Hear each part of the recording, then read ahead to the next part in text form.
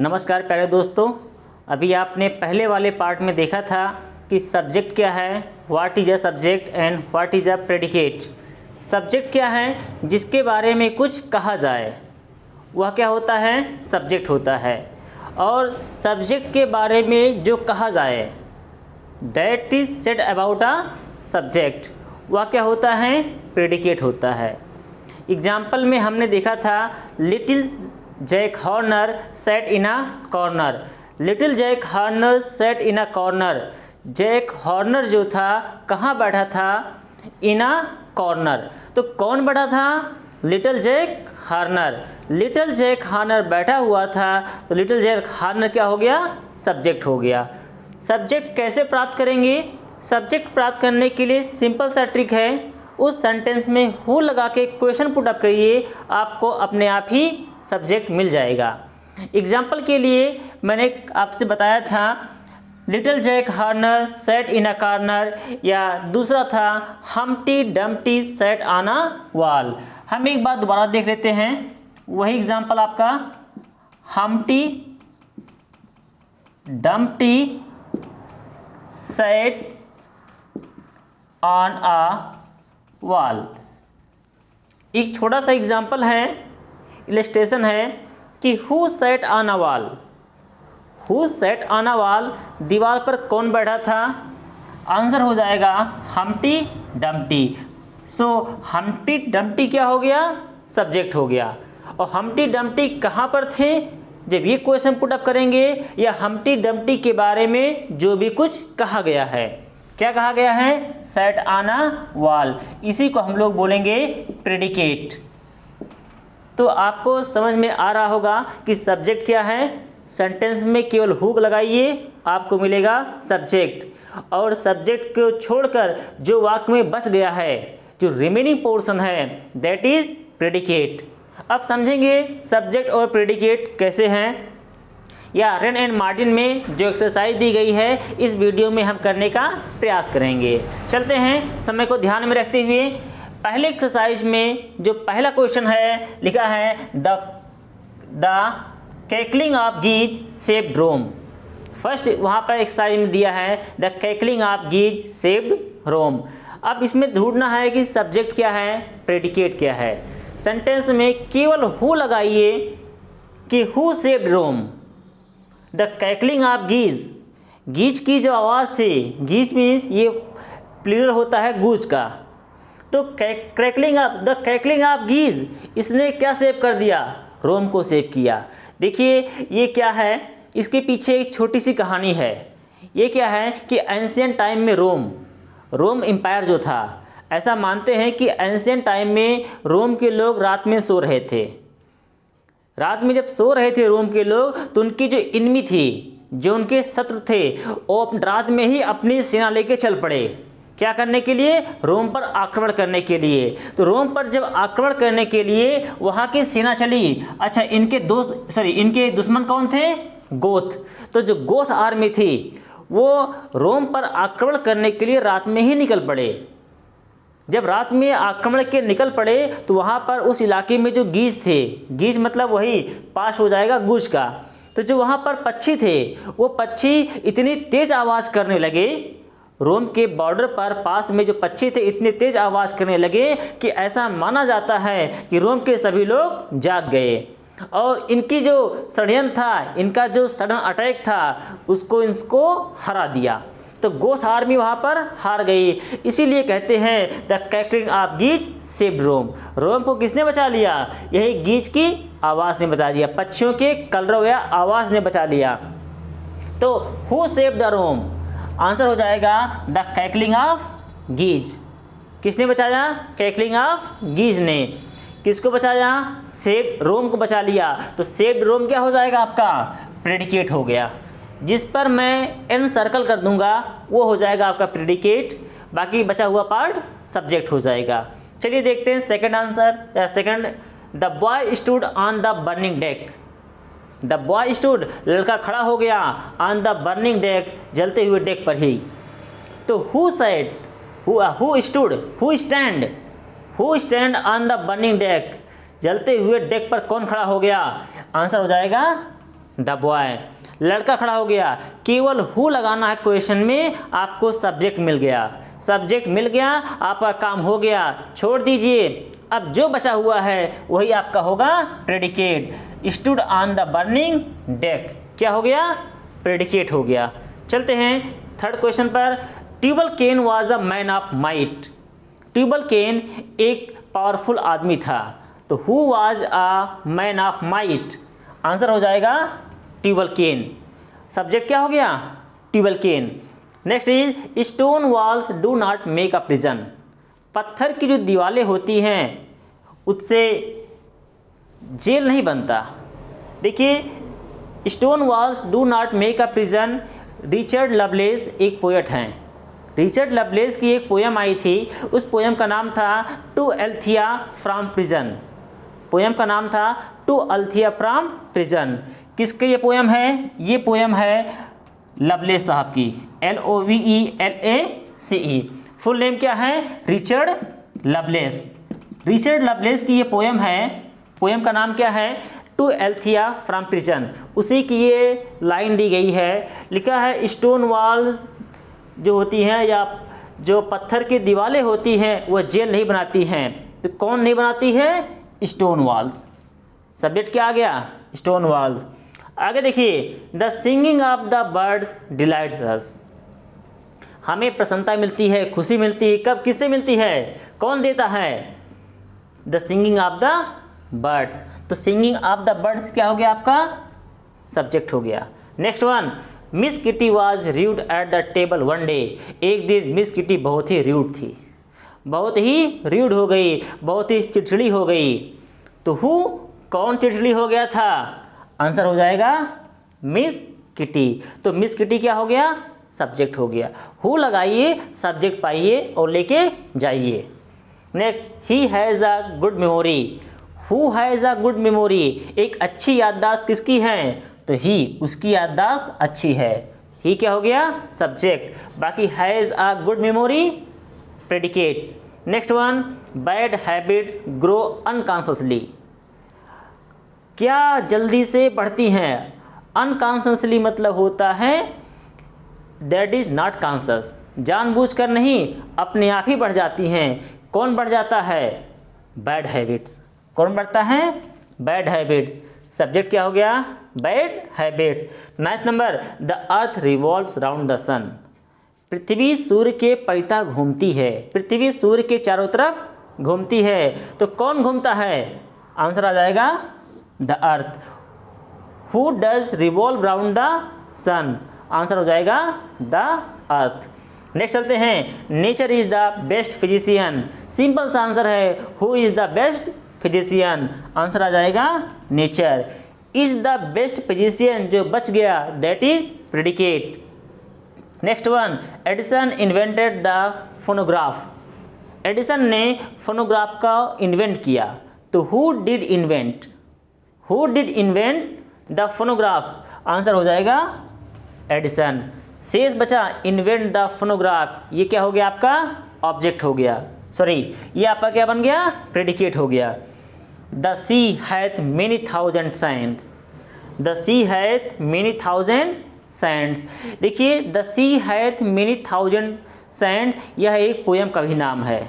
इसी पोयम की जो पहली लाइन दी गई है वही है the sea hath many thousand Sands.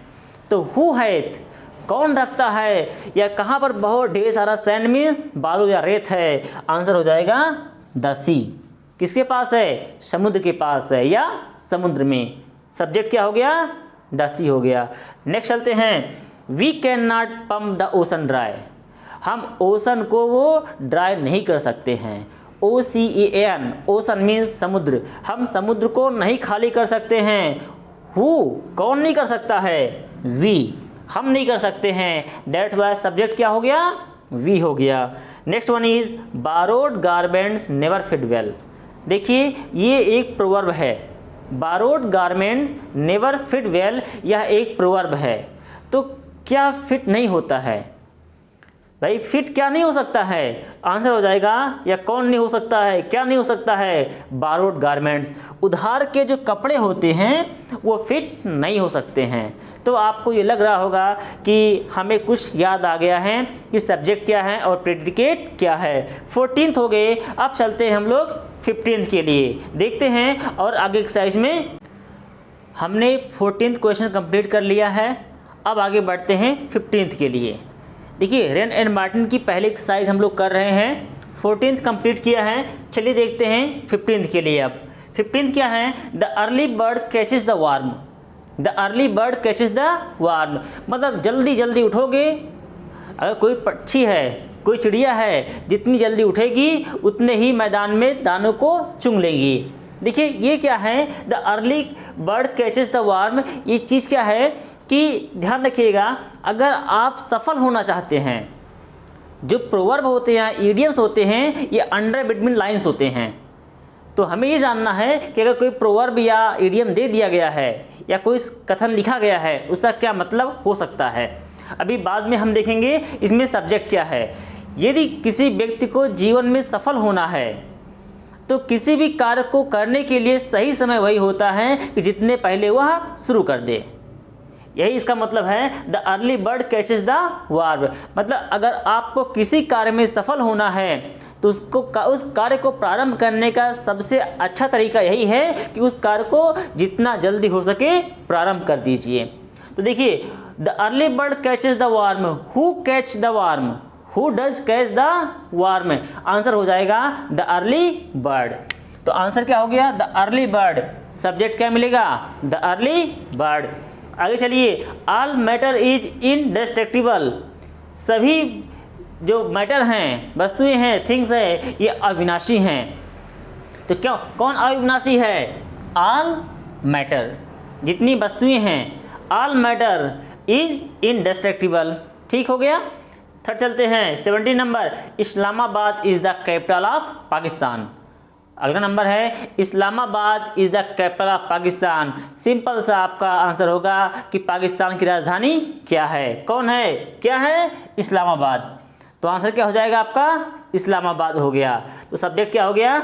Islamabad. Next one, we should profit by experience. हमें एक्सपीरियंस से लाभ लेना चाहिए। Just for example, experience is the best teacher. Life में कुछ भी होता है, अगर हमारे पास उस कार्य को करने का एक्सपीरियंस होता है, हम उसे अच्छे से कर सकते हैं। तो we should profit by experience किसे चाहिए? किसको? वी, हमें चाहिए। सब्जेक्ट क्या हो गया? वी हो गया। Next one, all roads lead to Rome. देखिए, all roads lead to Rome, ये एक बहुत पुरानी कहावत है क्या इसमें? पहले ही जानते हैं। देखिए, प्राचीन काल में क्या है, एंशिएंट टाइम में Rome was the centre of power. प्राचीन काल में जो था वो रोम क्या था? सेंटर ऑफ पावर था। उससे सभी देश डरते थे, उसका समस्त राज्यों पर एक हुकूमत था। तो इसीलिए कहा गया ऑल रोड्स लीड टू रोम। कहीं भी जाइए, उसका सेंटर कौन था? रोम था। तो इसी को बता दिया गया है, all roads lead to Rome. ठीक है, तो कौन जाता है? All roads. क्या होता है? All roads. इसका एक और मतलब भी होता है कि आपको कोई भी कार्य करना हो, इन केस आपको लाइफ में कोई भी कार्य करना हो, जैसे आज पढ़ना शुरू करना है, या आपको कोई नया कार्य शुरू करना है, या कोई नए क्लास के लिए या कोई नए एग्जाम के लिए प्रिपरेशन करना शुरू करना है, तो याद रखिए, आप कुछ भी करेंगे उसका एक ही अंत होगा। कार्य करने के तरीके ढेर सारे हो सकते हैं, लेकिन उसका अंत केवल एक ही होता है। सवाल को लगाने का, क्वेश्चन को सॉल्व करने के फार्मूले ढेर सारे हो सकते हैं, लेकिन उसका आंसर एक ही आएगा। उसी को बोलते हैं all roads lead to Rome. समझ में आ गया? A guilty conscience needs no excuse. A guilty conscience needs no excuse. ध्यान रखिएगा, यह एक प्रोवर्ब है। अ गिल्टी कंसाइंस, एक बात याद रखिएगा, अ पर्सन, याद रखिए ये गिल्टी कंसाइंस जो है इसका मतलब क्या है? Guilty conscience needs no excuse. ये किया a feeling of guilt and remorse.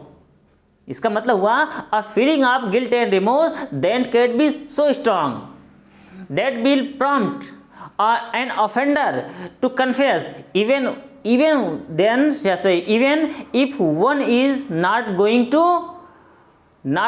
to force him, not going to require them. एक बात याद रखिएगा कि अगर कोई गिल्टी व्यक्ति है, कोई अपराधी है, उसने कोई गलत काम कर दिया है, अगर उसको कोई कुछ नहीं कहता है लेकिन उसको अनुभूति हो जाती है नहीं मैंने गलत किया है, तो वह हमेशा अपने आप को सफाई देने का प्रयास करेगा। तो लिखा है कि a guilty conscience need no excuse. किसको एक्सक्यूज नहीं होती है? अ गिल्टी कंसाइंस, इसको कोई नीड नहीं है। Next, a beautiful the beautiful rainbow soon faded away. क्या फेड मतलब होता है डिम होना, क्या चला गया, क्या खत्म हो गया? द ब्यूटीफुल रेनबे, हु आंसर हो जाएगा द ब्यूटीफुल रेनबो। समझ में आ रहा होगा आप सभी को। 22 नंबर देखिए, no man can serve two masters. कोई भी व्यक्ति दो मालिक की सेवा नहीं कर सकता है। याद रखिए, जब प्रोवर्ब्स या इडियम्स होते हैं तो अंडर बिटवीन लाइन्स ही होते हैं। Who cannot serve two masters? No man, कोई भी आदमी नहीं कर सकता है। सब्जेक्ट क्या हो गया? No man. A sick room should be well aired. कैसे कमरे को, या देखो, अ सिक रूम कैसे कमरे को should be well aired. Well air कौन से कमरे में किया जा सकता है, या किसको, कौन से स्थान को? अ सिक रूम। याद रखिए, रूम सिक नहीं है, ये जो एडजेक्टिव सिक लिखा गया है ये दिखाता है कि एक ऐसे कमरे में जहां पर किसी भी पेशेंट को रखा जा रहा है। The due drops glitter in the sunshine. क्या चमकता है, कौन चमकता है? देखिए, ग्लिटर में चमकना होता है। इन द सनशाइन, सूर्य के प्रकाश में कौन चमकता है? The due drops. याद रखिए, हु लगा के क्वेश्चन करेंगे आपको मिल जाएगा सब्जेक्ट, तो क्या हो गया? The due drops. आगे देखिए, आई shot an arrow in the air. मैंने हवा में एक तीर मारा। मैंने हवा में एक तीर मारा, तो हु शॉट, भाई किसने मारा? आई। आई क्या हो जाएगा आपका? सब्जेक्ट हो गया। अब आगे चलते हैं। A barking sound the shepherd heard. मैंने आपको पहले ही बता दिया था मेरे प्यारे बच्चों एवं दोस्तों, जो भी आप मेरी वीडियो देख रहे हैं, आप सभी को, कि सब्जेक्ट जो होता है, पहले वाले वीडियो में मैंने बताया था, जरूरी नहीं है कि सब्जेक्ट जो है सेंटेंस के स्टार्टिंग में ही आ जाए। तो यहाँ पर देखिए, अ बार्किंग साउंड, एक भौंकने वाली आवाज़, कुत्ते की आवाज़ सुनी। द शेफर्ड, शेफर्ड ने, हर्ड में सुनी, शेफर्ड ने सुनी। हु, किसने सुना?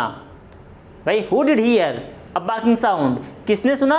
शेफर्ड ने सुना, तो द शेफर्ड। सब्जेक्ट कौन हो गया? The shepherd.